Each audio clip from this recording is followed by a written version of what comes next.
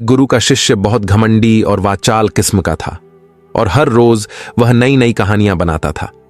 जब वह भिक्षाटन के लिए किसी गांव में जाता था तो कोई ना कोई बात जरूर ढूंढ कर लाता था और अपने आश्रम में साथी विद्यार्थियों से हर समय बहस और निंदा करता रहता था तथा गुरु के समक्ष हर समय स्वयं को अच्छा और बुद्धिमान दिखाने की कोशिश किया करता था।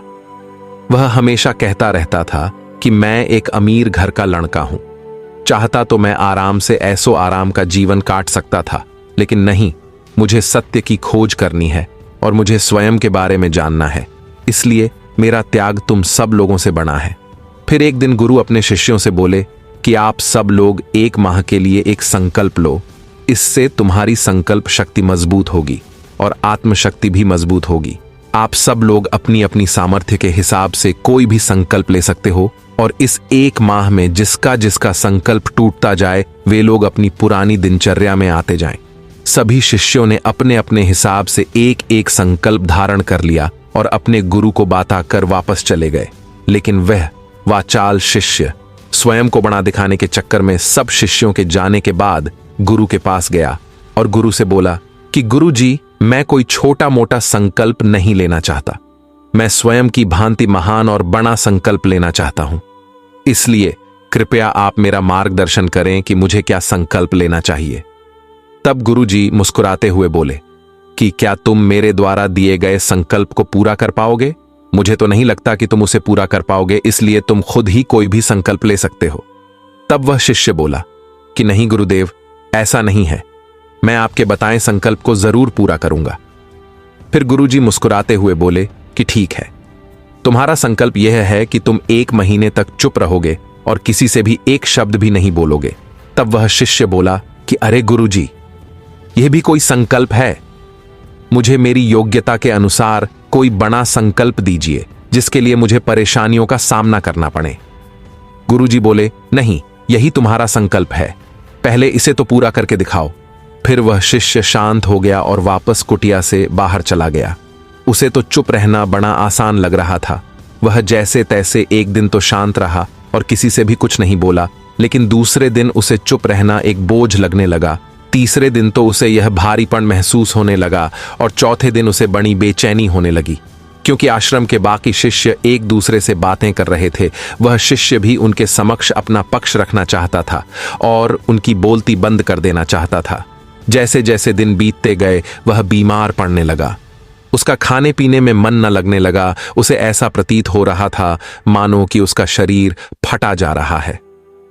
तब वह अपने गुरु के पास गया और लिख कर कहने लगा कि गुरुजी, मैं इस संकल्प की वजह से बीमार पड़ गया हूं, मुझे बेचैनी सताती है, मैं बोलना चाहता हूं।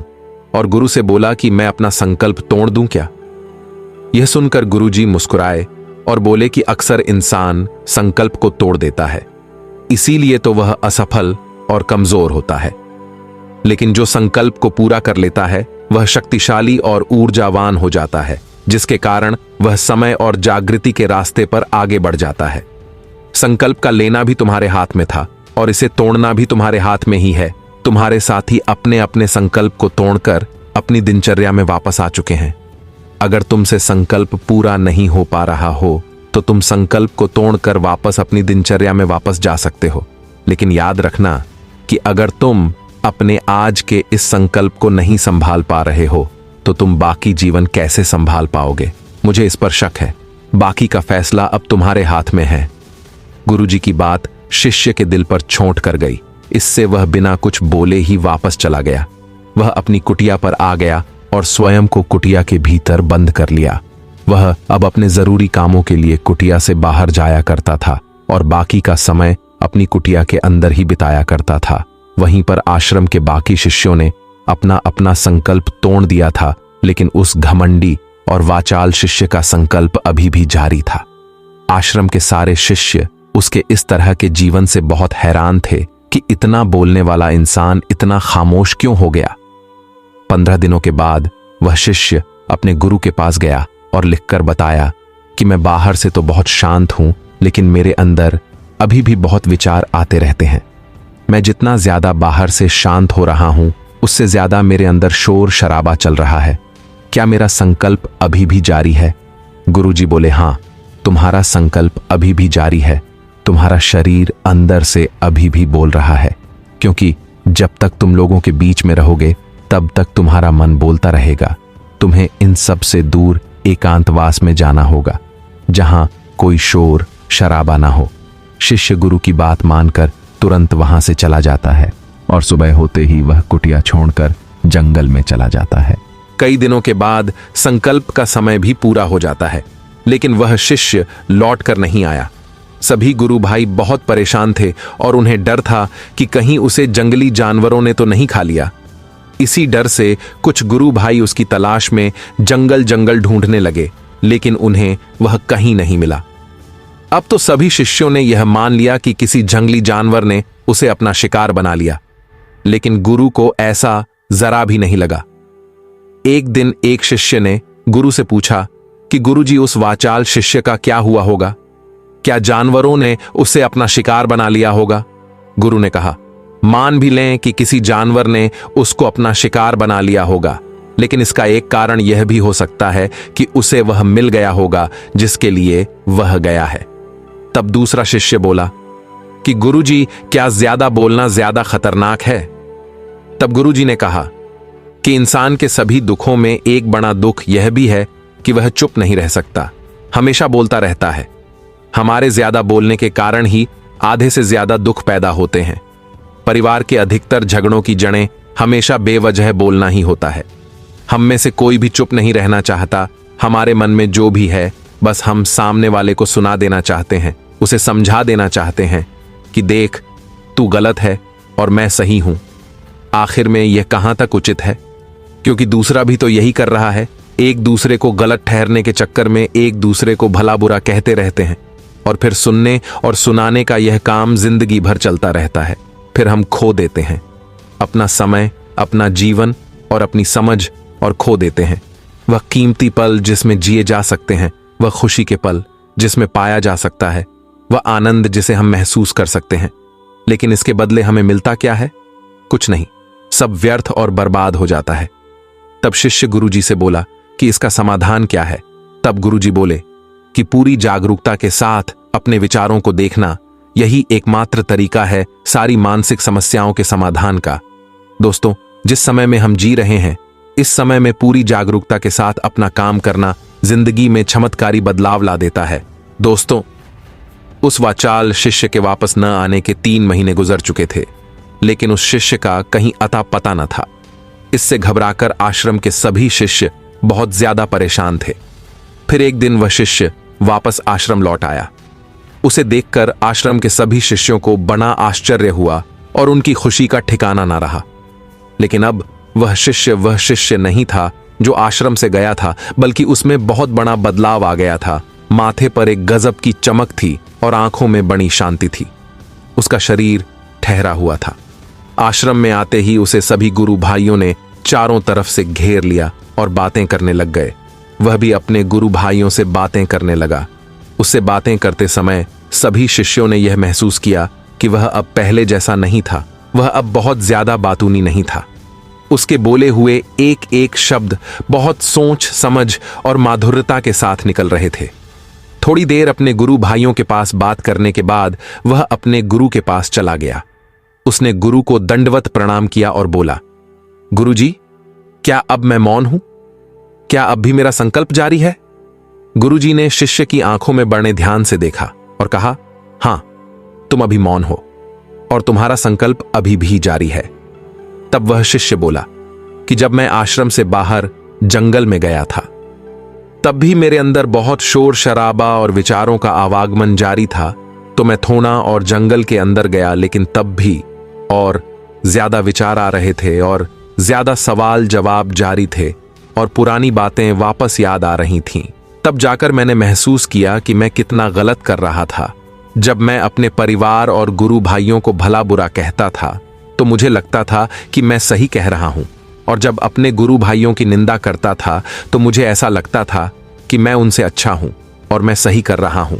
लेकिन उस दिन मुझे समझ में आया कि मैं कितना गलत कर रहा था।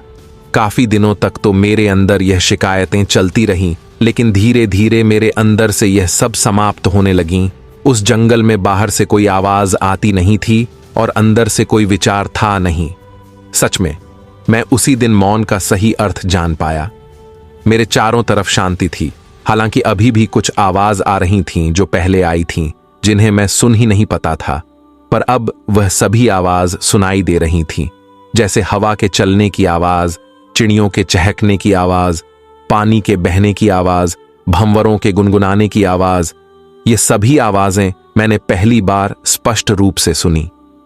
अपने चारों तरफ इतनी शांति मैंने पहले कभी महसूस नहीं की थी, तो इस शांति को भंग करने के लिए मैंने अपने मुख से एक शब्द निकला। मैं चिल्लाया कि हे ईश्वर, ये कैसी शांति है? सभी कुछ इतना शांत क्यों है? ऐसा क्या हो गया? लेकिन मेरे चिल्लाने के बाद भी वह शांति भंग ना हुई। सब कुछ पहले के जितना ही शांत था, बाहर भी और भीतर भी।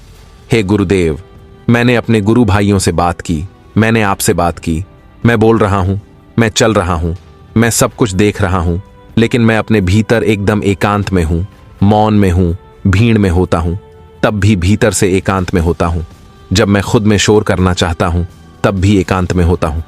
अब सब दिखाई पड़ने लगा है, सब सुनाई पड़ने लगा है। गुरु ने कहा, जब तक हम बाहर की तरफ बोलते रहेंगे, तब तक भीतर अशांति ही रहेगी। जिस दिन हम भीतर की तरफ मुड़ जाएंगे, फिर बाहर हमारे मुख से कुछ भी निकले, हम शांत ही रहेंगे। संसार में जितने भी लोगों की बुराइयां हैं, ज्यादातर हमारे बोलने से ही उत्पन्न होती हैं, क्योंकि हम जितनी जरूरत है उससे कहीं ज्यादा बोलते हैं। हम सामने वाले को सुनना नहीं चाहते हैं, बल्कि उसकी बोलती बंद कर देना चाहते हैं। उसे समझा देना चाहते हैं कि मैं कौन हूं, दिखा देना चाहते हैं उसे अपनी पावर। बस यही हमारा उद्देश्य बनकर रह गया है। हमारी सारी एनर्जी इस व्यर्थ के बोलने में बर्बाद होती रहती है। ऐसे पति पत्नी का जीवन बर्बाद हो जाता है जो हमेशा एक दूसरे को सुनाने में लगे रहते हैं, कभी एक दूसरे को सुनना नहीं चाहते हैं, समझना नहीं चाहते हैं। इसलिए दोस्तों, हमें इस आदत को बदलना होगा, क्योंकि व्यर्थ का ज्यादा बोलना मतलब अपनी ऊर्जा को नष्ट करना ही है। अधिक बोलना ही हमें कभी अंदर की ओर झांकने नहीं देता, क्योंकि यह तुम्हें बाहरी दुनिया में ही व्यस्त रखता है, और बाहरी दुनिया में रखा ही क्या है? वही चुगली करना, एक दूसरे से झगड़ना और बहस करना। दोस्तों, हमें इस आदत से निकलना होगा और देखना होगा अपने अंदर की दुनिया को, जिसे हम चुप रहकर ही देख सकते हैं। इसलिए दोस्तों, जितने भी बुद्ध भिक्षु हुए हैं, जितने भी महान और बुद्धिमान लोग हुए हैं, उन्होंने शांति को ही अपना हथियार बनाया है, और वह सब हासिल किया जो एक मनुष्य को वास्तव में करना चाहिए। दोस्तों, इस कहानी से हमें यही सीख मिलती है कि आवश्यकता से अधिक बोलने मतलब अपनी ऊर्जा को व्यर्थ में नष्ट करना है। तो दोस्तों, मैं उम्मीद करता हूं कि यह कहानी आपको पसंद आई होगी, तो इसे अपने रिश्तेदार और दोस्तों के साथ अवश्य शेयर करें। और ऐसी ही प्रेरणादायक और ज्ञानवर्धक कहानी सुनने के लिए कृपया हमारे चैनल को सब्सक्राइब करके बेल आइकन को ऑल पर प्रेस कर लें, ताकि ऐसी ही वीडियो की नोटिफिकेशन आपको मिलती रहे। इस कहानी को सुनने के लिए, अपना बहुमूल्य समय देने के लिए दिल से धन्यवाद।